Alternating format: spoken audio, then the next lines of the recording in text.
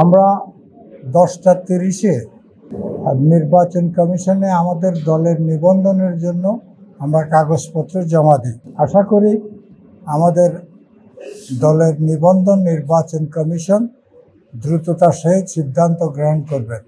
আমরা অনেকাংশে পূরণ করেই আমরা সেটা জমা দিয়েছি। মূলত আমাদের দলটা প্রতিষ্ঠা লাভ করে 2017 সালের 3রা ডিসেম্বর। আমরা তখন আওয়ামী দানবীয় শাসনের বিরুদ্ধে আমরা ঐক্যবদ্ধ হয়ে আমরা দল ঘোষণা করি এবং আমাদের লক্ষ্য ছিল একটা গণতান্ত্রিক রাষ্ট্র প্রতিষ্ঠা, কার্যকর গণতন্ত্র এবং সুস্থ ধারার রাজনীতি ফিরে আনা। আমাদের স্বাধীনতার চেতনার যে আকাঙ্ক্ষা ছিল একটা গণতান্ত্রিক রাষ্ট্র, আমরা সেই গণতান্ত্রিক রাষ্ট্র অদ্যাবধি আজ পর্যন্ত আমরা প্রতিষ্ঠা করতে পারি নাই। আমরা লড়াই সংগ্রাম করেছি।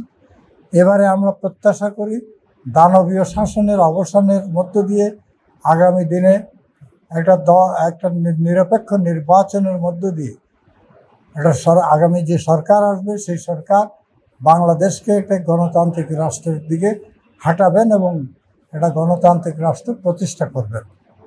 এটা আমাদের স্বাধীনতার চেতনা ছিল।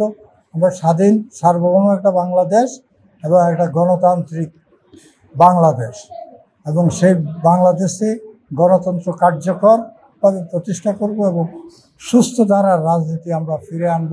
আমাদের সন্তানদের জন্য, আগামী প্রজন্মের জন্য বাংলাদেশ যেন আন্তর্জাতিক পর্যায়ে স্বাধীন সার্বভৌম বাংলাদেশ হিসেবে মাথা উঁচু করে দাঁড়াতে পারে, এই প্রত্যাশা নিয়ে আমরা আমাদের যাত্রা শুরু করেছি। ইনশাআল্লাহ আমরা আশা করি আমাদের এই লক্ষ্যে আমরা পৌঁছতে পারব।